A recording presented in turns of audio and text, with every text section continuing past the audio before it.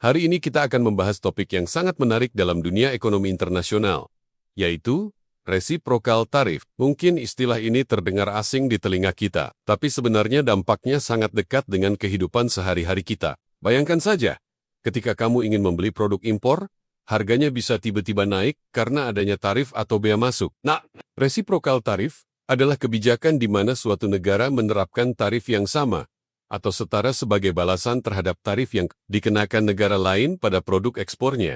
Misalnya begini, jika negara A mengenakan tarif 20% untuk produk tekstil dari negara B, maka negara B akan membalas dengan mengenakan tarif yang sama, yaitu 20% untuk produk dari negara A.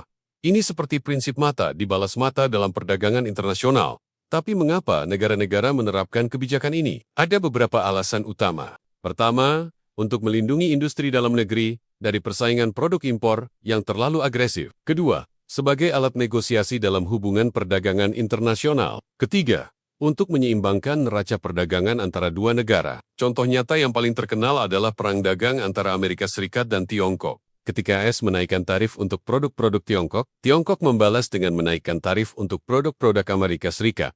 Dampaknya, harga barang di kedua negara naik, dan konsumen yang merasakan imbasnya. Namun, reciprocal tarif bukan tanpa risiko. Kebijakan ini bisa memicu spiral tarif yang terus meningkat, di mana kedua negara saling membalas dengan tarif yang lebih tinggi. Akibatnya, volume perdagangan bisa menurun drastis, dan pada akhirnya merugikan kedua belah pihak. Di era globalisasi seperti sekarang, banyak ekonom yang mengkritik penggunaan reciprocal tarif. Mereka berpendapat bahwa kebijakan ini bertentangan dengan prinsip perdagangan bebas dan bisa menghambat pertumbuhan ekonomi global. Sebagai gantinya, mereka mendorong dialog dan negosiasi untuk menyelesaikan sengketa perdagangan. Indonesia sendiri pernah mengalami dampak reciprocal tarif, misalnya dalam kasus ekspor minyak sawit ke Uni Eropa.